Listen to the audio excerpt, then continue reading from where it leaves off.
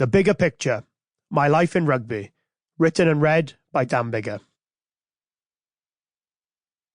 Prologue. There it was, hanging on its peg. On the one hand, a lifeless piece of cloth. On the other, a magical garment, capable of imbuing its wearer with superhuman powers. The red jersey of Wales, with the number 10 emblazoned across the back. It wasn't made from the heavy-duty cotton of yesteryear, but there were myths and legends woven into those fibres.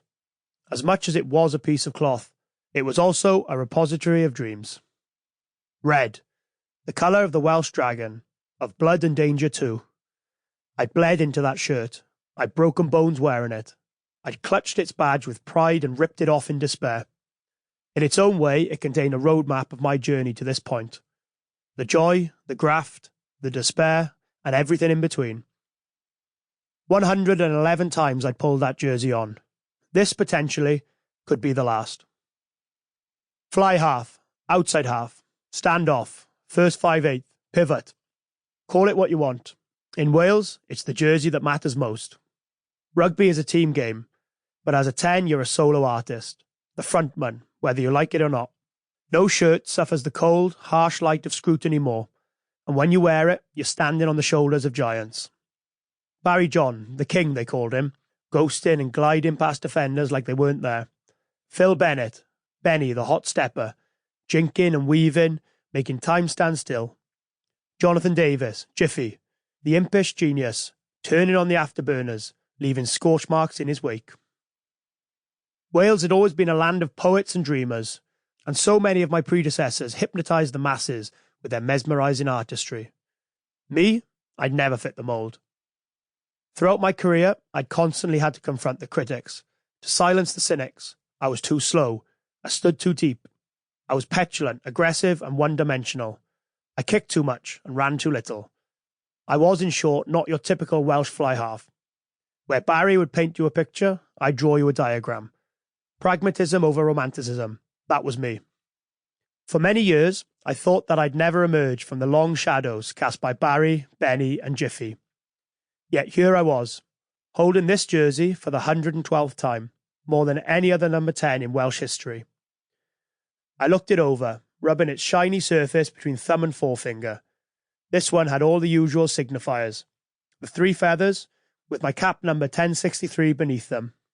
The Rugby World Cup logo and France 2023 on the opposite breast. On the left sleeve, Cymru versus Ariannin, 14th of 100th, 2023. Wales versus Argentina, 14th of October, 2023. And in the bottom left-hand corner, embroidered above the embossed words of the Welsh national anthem, just to confirm this hadn't all been a dream. Dan Biggar, 112th cap. As I gripped it in my hand, I reflected on the spiritual regard in which it's held, on the jumble of contradictions it represents. As a young man, all I had was the hunger to wear it, blissfully unaware of the baggage that came with it. How it can simultaneously feel like a suit of armour and a straitjacket.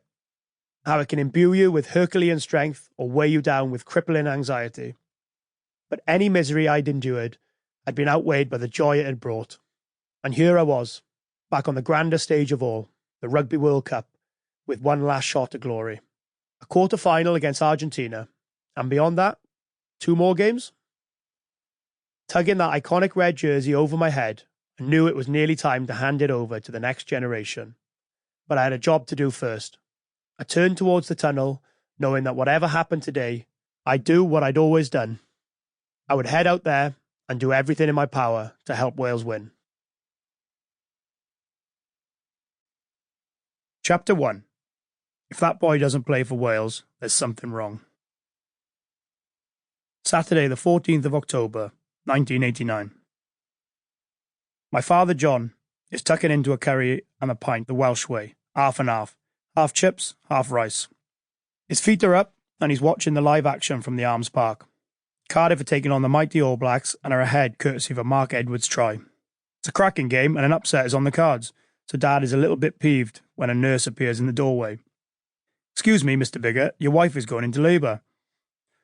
Downing what remains of his pint, Dad raced down the corridor to the maternity ward of Morrison. Sample complete. Ready to continue?